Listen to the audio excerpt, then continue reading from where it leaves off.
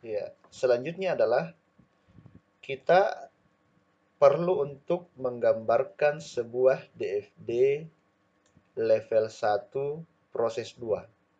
Kalau yang tadi itu DFD level 1 proses 1. Sekarang DFD level 1 proses 3. Nah, setiap entitas memiliki proses di dalamnya, semakin banyak proses di dalamnya itu, maka semakin banyak pula DFD level 1 yang harus kita gambarkan. Kenapa penting? Karena setiap gambar DFD yang kita buat itu menjadi acuan dalam melakukan pengkodean data dalam membangun sebuah sistem aplikasi pada tahap coding. Jadi kalau tidak ada gambarnya, maka akan terjadi kebingungan dalam membangun sebuah aplikasi. Nah, untuk layanan online jurnal pustaka itu hanya satu prosesnya. Tetapi bisa saja di dalam registrasi online ini banyak hal yang harus kita gambarkan lagi. Dan kalau di dalamnya lagi ini, maka yang akan menjadi DFD itu adalah DFD level 2 proses satu lagi, ya. Misalnya kalau dalam registrasi online itu mesti ada pengisian formulir. Kemudian tahap satunya itu pengisian formulir misalnya, kemudian tahap melengkapi data, upload upload berkas. Nah, itu semua adalah proses di dalam registrasi. Maka disebut sebagai kalau dalam melengkapi Google Form-nya misalnya atau melengkapi formulir di dalamnya, maka DFD level 1 level 2 proses 1.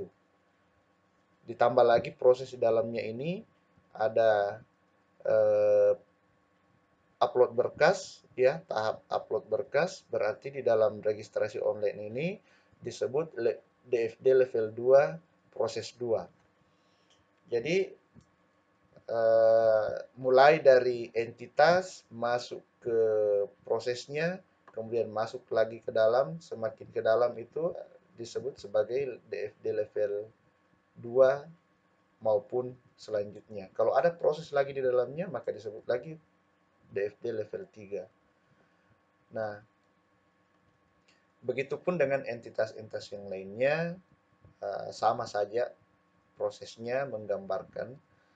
Nah, itu akan kita pelajari pada pertemuan berikutnya terkait dengan cara membuat DFD level 1 proses 1, DFD level 1 proses 2, DFD level 1 proses 3.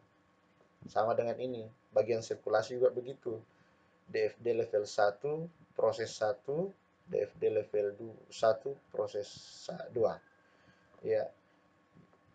Nah, aliran arah panah ini ya menggambarkan adanya aliran data jika pengunjung atau pemustaka menginput sesuatu kode, maka data dari sistem ini, dari prosesnya ini akan mengirimkan dan bisa ditampilkan melalui kunjungan. Kemudian di bagian sirkulasi, kenapa ada tanda panah mengarah keluar dan juga mengarah ke dalam? Artinya melambangkan adanya proses keluar dan masuk. Bagian sirkulasi ini bisa menginput pengembalian buku, kemudian diproses dan memberikan umpan balik terhadap manajemen peminjaman tersebut. Kemudian bagian pengolahan koleksi tentu ada aliran data keluar dan juga ada aliran data ke dalam. Nah, kalau dalam manajemen data deskripsi bibliografi itu ada penginputan data di situ, tentu pengelola mengirimkan data ke dalam aplikasi, kemudian aplikasi memproses. Nah, bisa dilihat kembali, bisa diedit kembali, bisa di-view kembali oleh pustakawan bagian pengolahan koleksi. Nah, demikianlah penjelasan tentang DFD level 0 ini mudah-mudahan adik-adik bisa memahami, dan kalau ada pertanyaan bisa ditanyakan langsung ke saya pada saat perkuliahan berlangsung atau pada saat pengerjaan tugasnya nanti. Sekian, wabillahi taufiq wal hidayah. Assalamualaikum warahmatullahi wabarakatuh.